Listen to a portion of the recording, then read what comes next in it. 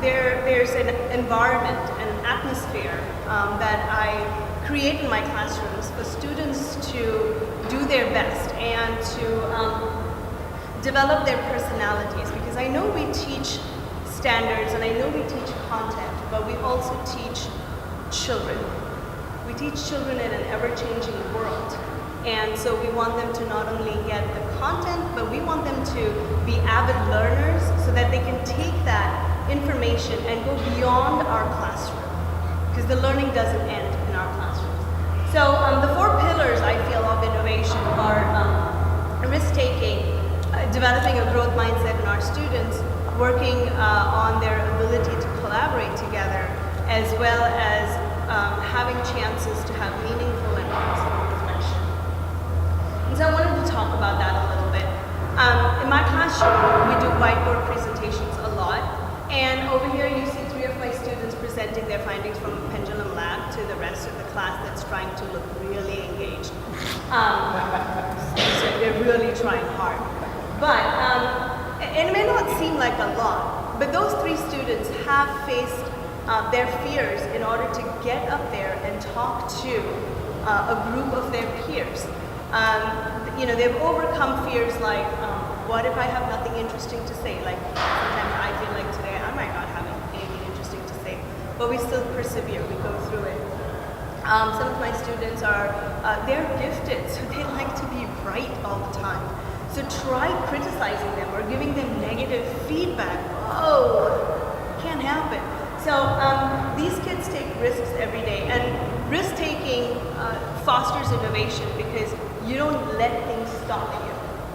And by providing that environment where we're teaching the children to take those risks, face their fears, we teach them how to identify what is it that they're afraid of, what is it that they need to take care of. And this happens over time, of course. We make sure we have our relationships established, and so I like my students to take risks because, innovators always take risks.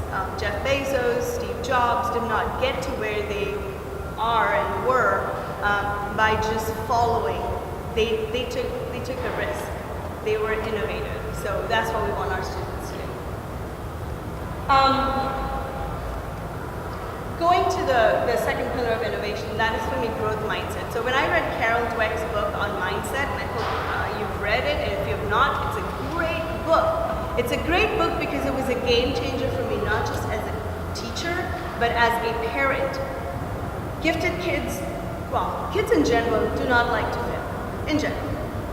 Gifted kids, all the more so because they're always told how smart they are. You're smart, you get it, you can do this, you're very smart. Can you tell me what the book was? The book is called Mindsets, and it's by Carol Dweck, a researcher from Stanford. And her book is amazing, not just for children, but for adults too, because we have something called fixed and growth mindset. And fixed mindset, people don't want to attempt things that are hard because they don't want to fail. They don't want to seem like they don't know it. And we don't want that for our students. We want them to have that perseverance, the grit. That's what Ron Clark said. We don't want to raise a generation of softies. We want a generation of students who persevere. These are my students. These 3 students on paper are amazing. They have the best grades. They are amazing participants. I can get 50 of them in my classroom and I will not complain about class sizes, right? Because I have these. Now, they will fight for a grade, so you might as well just give them all the points, because they're going to come back and fight you for that 1 point that you take away from them. But you ask them to build something and they go, oh, no, I don't know. So every year I have a challenge, the marshmallow and spaghetti challenge. I think everybody does that. And these kids were like, no, should we just give you amazing blueprints? And I'm like, that would be great, but I'd like something to go with the blueprint.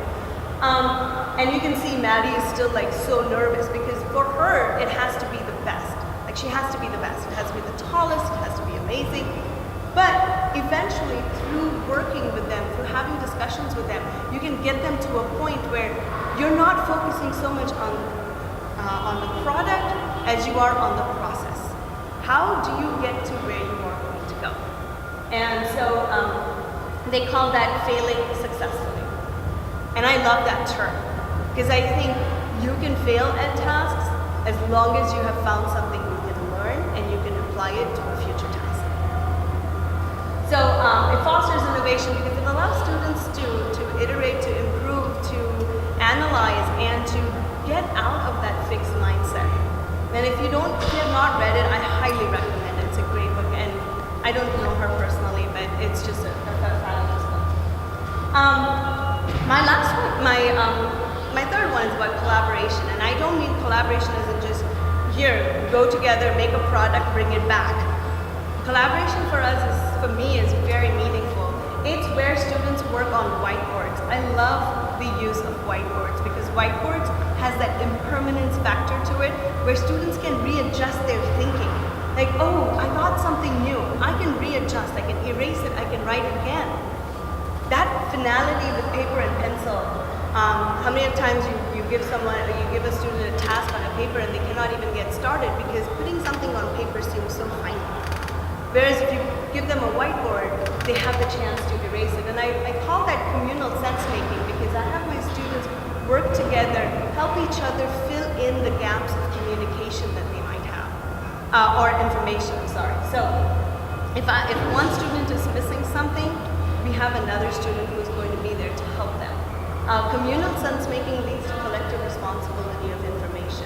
So my kids usually are in a whiteboard meeting, so they have their boards and they call it a board meeting and they love it because it sounds so adultish. And during the board meeting, the students actually work with each other. They challenge each other. They ask each other questions like, how did you get that? Did you do that? Oh, that's a great idea. I can do that. I become the mediator, the facilitator, and I look for any misconceptions that the students have, and I use my questioning to help address those misconceptions, but mostly the students are making sense of content together. So collaboration leads to letting students work through their thinking, reformat it, and there's a sense of community associated with it. The peers are working together, not just to do a product, but to talk through their content knowledge as well. The last one is a reflection. Every evaluation tool as teachers we have talks about reflection. What did you do? How did your lesson plan go? Did you do well? Did you not do well? It's all the questions we're asked as teachers. And for me, meaningful reflection happens with our students as well. I don't see my students as just absorbers of content, but also human beings who are going to go out in the world and they're going to make a difference. In order for them to make a difference, they have to care.